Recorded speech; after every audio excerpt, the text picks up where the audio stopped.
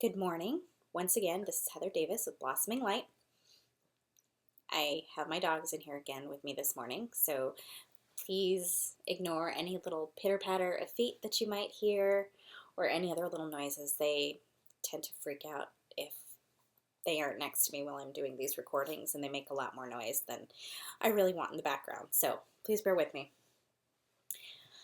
So today, I am going to be using the Energy Oracle cards by Sandra Ann Taylor. I love these cards. I connected with them the very first time I received them in the mail. I love them. I understand them. They're fantastic cards. I got them on Amazon, I think, in case you want to get them. So, first thing that was coming up for me today was when I was choosing what to wear. Red. Red is coming up really prominently, and I didn't even really know why until I started seeing it all over my house. My coffee cup, everything was red this morning that I happened to choose.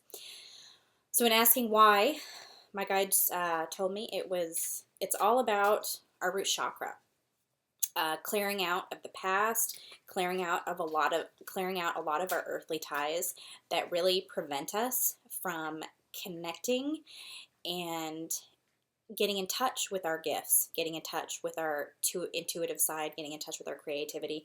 We focus on all these little negativities, things that have happened to us in our lives that really, really have affected us deeply. For me personally, it's my child abuse, abuse from childhood. That's been coming up very strong for me lately in dreams. I'm not normally a dreamer, or I don't normally get very good messages in my dreams. However, the last 2 days have just been horrible, and I understand that it's a need to clear out. So if you're having nightmares in your dreams, if events from your past that have really affected you are coming up prominently in your life, take notice. It's time to get rid of those. It's time to stop thinking about them. It's time to move on. Let it go. All it's doing is hurting you.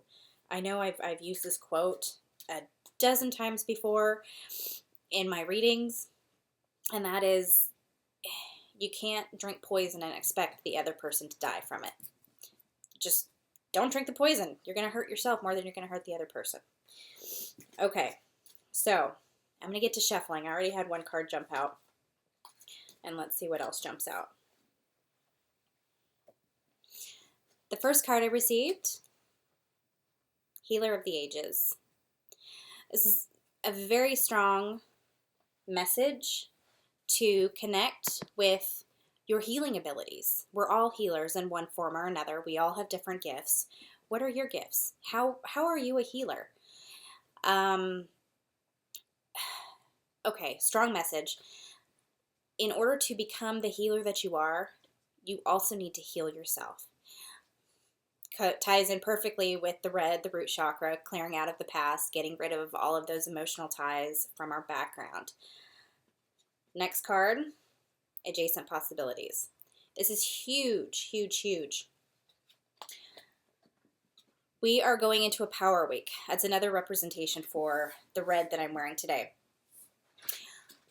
We can't step forward into our future as healers until we embrace our power. Our power, our gifts, all of that comes directly from the universe, from God, and we need to use those. We need to embrace that and step into the light, step into being the amazing healers and gifted individuals that we are. Whatever that is, start looking for those possibilities this week. This is a week of focusing on getting rid of the new so we can embrace the possibilities and the gifts that we have. Third card, Temple Path. Fits right in with all of these. Are you on your path? Are you on the right path? Take note of signs. Start watching for them everywhere. Even if it's the color that you choose for the day, what does it mean? What does it represent? I'm a really color-focused individual. Whenever I do readings, a lot of the visions that I get are all related to color. That's how I see things. So chakras, colors, those are all prominent messages for me. Do you have a connection to colors? Do you see in color? Do you get messages through color? Start taking notice. There's also angel numbers.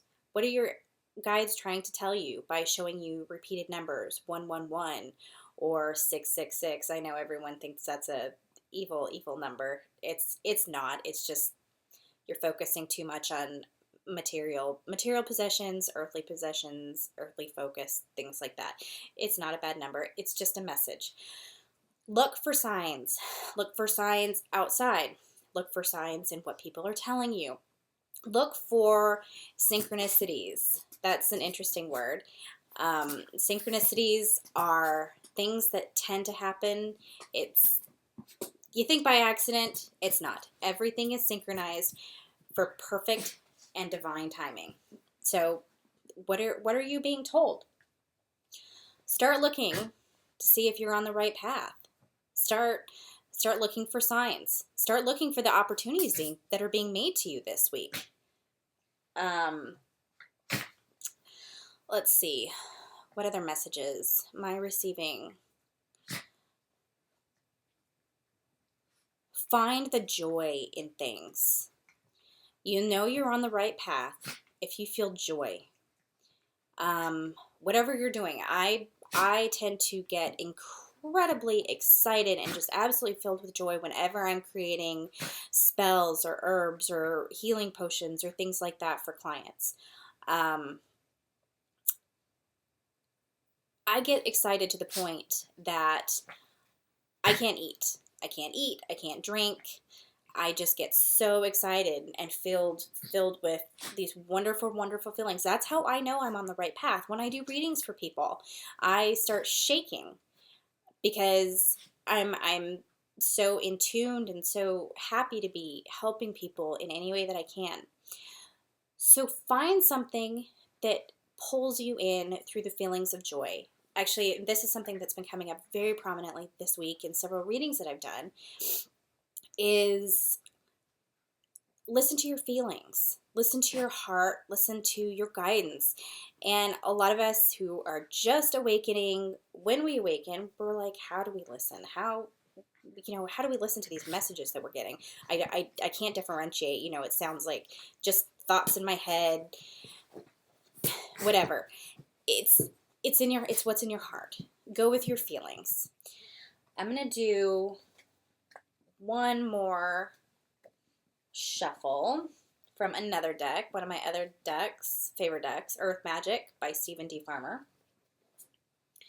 So let's see what other messages these bring to us. Okay, so the cards that I drew: Green Man, or Synergy, Ceremony, Invocation, and Iceberg, Submerged. Okay, synergy, just what I was talking about previously. Synchronicities. What is the universe telling you? Listen to your guides. Listen to things that happen. Look at events in your life. I did a previous reading, I think last week, that was about patterns. What patterns are you holding onto? That ties with Iceberg. The meaning of that card is all about suppressed emotions, suppressed issues in your life, things that you have put away thinking it's taken care of, I've dealt with it, it's in the past, it's going to go bye-bye. It really isn't. You haven't released it from your emotions, you haven't released it from your heart, and you're still mentally holding on to it. And that's part of the releasing that I talked about earlier. Ask your guides, ask your angels, what are you holding on to that you need to get rid of? It's going to become very apparent this week. Like I said, this week is a power week. We're going to come into our power, but we need to get rid of those powerful things that we've been holding on to all these years. We need to get rid of it. It's just making us sick. It's not allowing us to fully become who we are. The ceremony. That's another good one. Ceremony. Not everyone does ceremonies. I'm a witch. I don't always do ceremonies like other witches do. It's what's in your heart. It's where your passion is. It's what you believe in. So I might do a spell. Someone else might meditate. Whatever is in your heart to do. Start looking at things like that to do this week.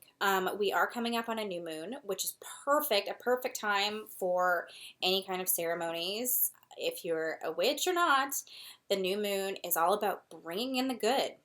So whether it's meditation, whether it's spells, whether it's whatever you do, start looking about doing that. Really put your focus on creating the life you want this week by getting rid of past mental blockages, past hurts, past issues in your life, the things that are holding on to. Ceremonies can sometimes really help you focus on releasing and bringing in. And I love spells because it's a period of time that we put our focus and we focus our energy on creating or getting rid of whatever we need in our lives. So think about something you can do this week to really focus your energy on what you need to get rid of and what you need to bring into your life. So I hope you all have a fabulous week.